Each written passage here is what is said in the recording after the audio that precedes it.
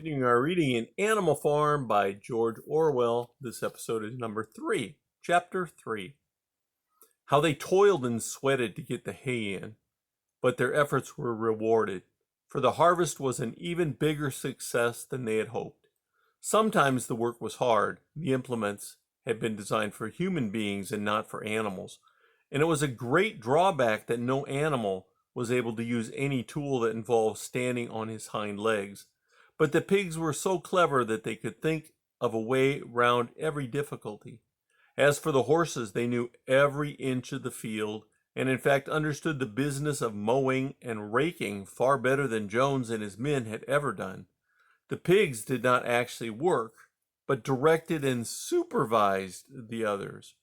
With their superior knowledge, it was natural that they should assume the leadership. Boxer and Clover would harness themselves to the cutter or the horse rack. No bits or reins were needed in these days, of course. And tramp steadily round and round the field with a pig walking behind and calling out, "Get up, comrade," or "Whoa back, comrade," as the case might be. And every animal down to the humblest working at turning the hay and gathering it. Even the ducks and hens toiled to and fro all day in the sun, carrying tiny wisps of hay in their beaks. In the end, they finished the harvest in 2 days less time than it had usually taken Jones and his men. Moreover, it was the biggest harvest that the farm had ever seen. There was no wastage whatsoever.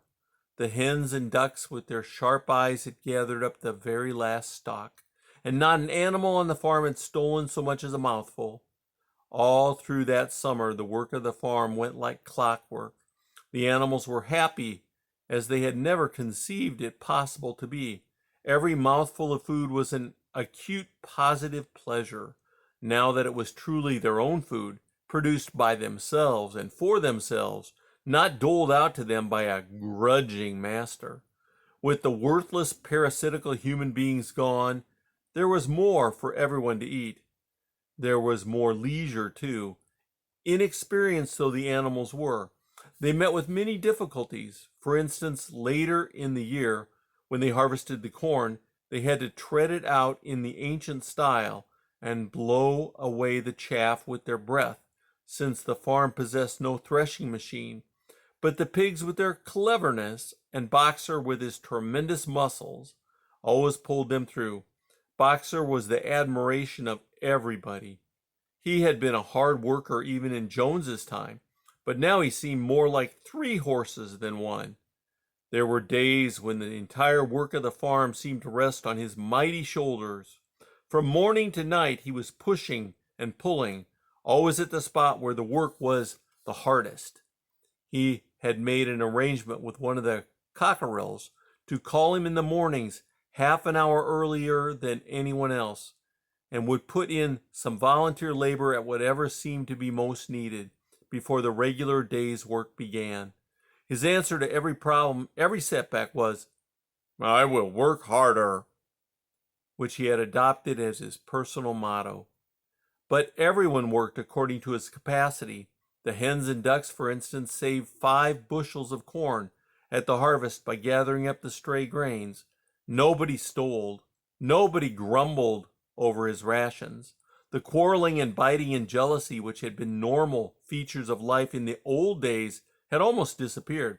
Nobody shirked, or almost nobody.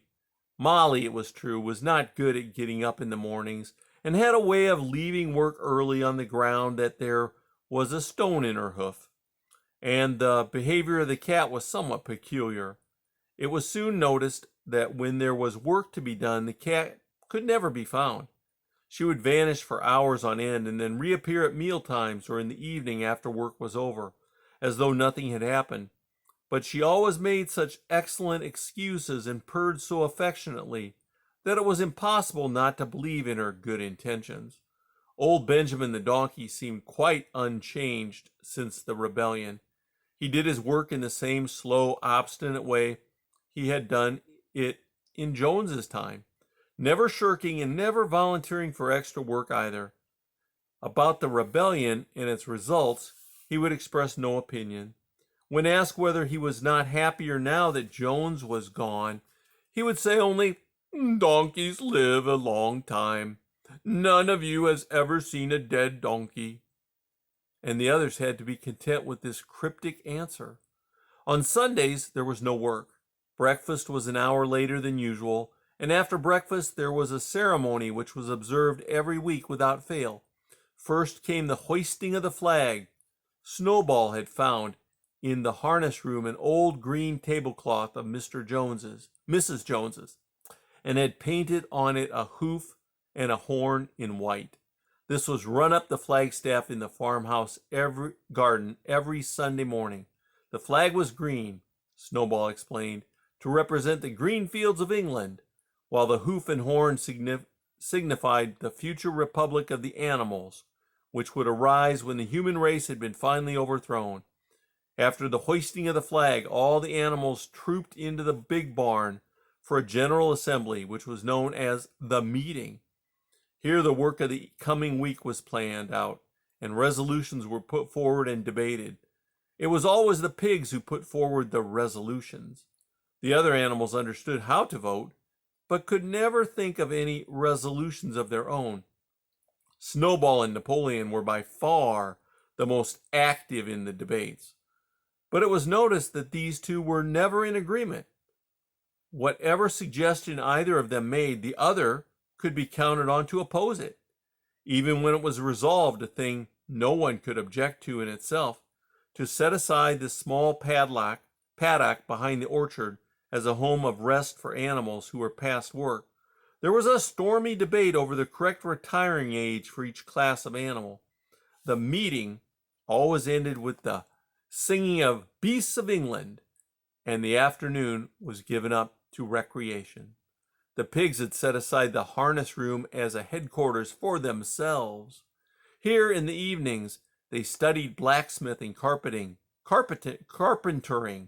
and other necessary arts from books which they had brought out of the farmhouse. Snowball also busied himself with organizing the other animals into what he called animal committees. He was indefatigable at this. He formed the Egg Production Committee for the hens, the Clean Tails League for the cows, the Wild Comrades Re-Education Committee. The object of this was to tame the rats and rabbits, the White-Ear Wool Movement for the sheep, and various others, besides instituting classes in reading and writing. On the whole, these projects were a failure. The attempt to tame the wild creatures, for instance, broke down almost immediately. They continued to behave very much as before, and when treated with generosity, simply took advantage of it. The cat joined the Re-Education Committee and was very active in it for some days. She was seen one day sitting on the roof and talking to some sparrows who were just out of her reach. She was telling them that all animals were now comrades, and that any sparrow who chose could come and perch on her paw. But the sparrows kept their distance. The reading and writing classes, however, were a great success. By the autumn, almost every animal on the farm was literate to some degree. As for the pigs, they could already read and write perfectly. The dogs learned to read fairly well, but were not interested in reading anything except the 7 Commandments. Muriel the goat could read somewhat better than the dogs, and sometimes used to read to the others in the evenings from scraps of newspaper which she found on the rubbish heap. Benjamin could read as well as any pig, but never exercised his faculty. So far as he knew, he said, there was nothing worth reading. Clover learnt the whole alphabet, but could not put words together. Boxer could not get beyond the letter D. He would trace out A, B, C, D in the dust with his great hoof, and then would stand staring at the letters with his ears back, sometimes shaking his forelock, trying with all his might to remember what came next, and never succeeding. On several occasions, indeed, he did learn E, F, G, H, but by the time he knew them, it was always discovered that he had forgotten A, B, C, and D. Finally, he decided to be content with the first 4 letters and used to write them out once or twice each day to remember and refresh his memory. Molly refused to learn any but the 6 letters which spelt her own name. She would form those very neatly out of pieces of twig, and then decorate them with a flower or two and walk around them admiring them. None of the other animals on the farm could get further than the letter A. It was also found that the stupider animals, such as the sheep, hens, and ducks, were unable to learn the 7 commandments by heart. After much thought, Snowball declared that the 7 commandments could be, in effect, be reduced to a simple maxim, namely, 4 legs good, 2 legs bad. This, he said, contained the essential principle of animalism. Whoever had thoroughly grasped it would be safe from human influences. The birds at first objected, since it seemed to them that they had 2 legs, but Snowball proved to them that this was not so.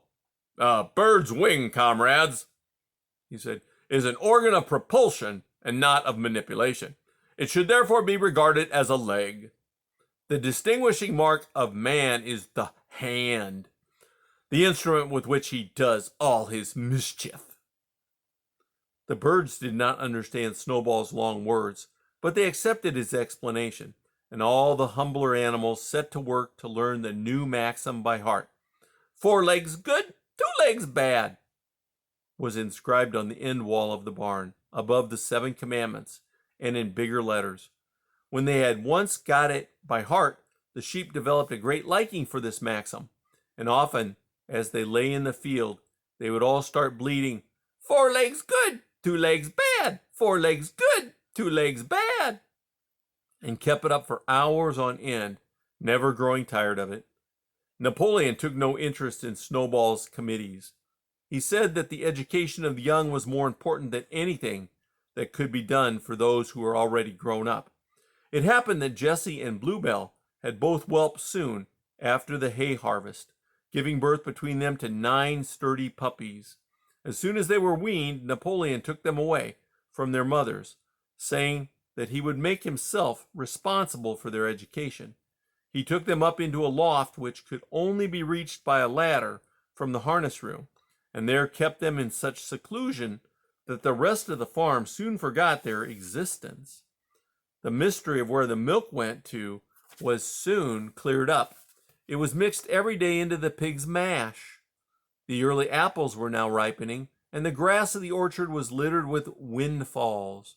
The animals had assumed as a matter of course that these would be shared out equally. One day, however, the order went forth that all the windfalls were to be collected and brought to the harness room for the use of the pigs. At this, some of the other animals murmured, but it was no use. All the pigs were in full agreement on this point, even Snowball and Napoleon. Squealer was sent to make the necessary explanations to the others. "Comrades," he cried, "you do not imagine, I hope, that we pigs are doing this in spirit of selfishness or privilege. Many of us actually dislike milk and apples. I dislike them myself. Our sole object in taking these things is to preserve our health. Milk and apples, this has been proven by science, comrades, contain substances absolutely necessary to the well-being of a pig. We pigs are brain workers. The whole management and organization of this farm depends on us. Day and night we are watching over your welfare. It is for your sake that we drink the milk and eat those apples. Do you know what would happen if the pigs failed in our duty? Jones would come back. Yes, Jones would come back. Surely, comrades," cried Squealer almost pleadingly, skipping from side to side and whisking his tail. "Surely there's no one among you who would want to see Jones come back." Now, if there was one thing the animals were completely certain of, it was that they did not want Jones back. When it was put to them in this light, they had no more to say. The importance of keeping the pigs in good health was all too obvious. So it was agreed without further argument that the milk and the windfall apples, and also the main crop of apples when they ripened, should be reserved for the pigs alone. And that's the end of chapter 4.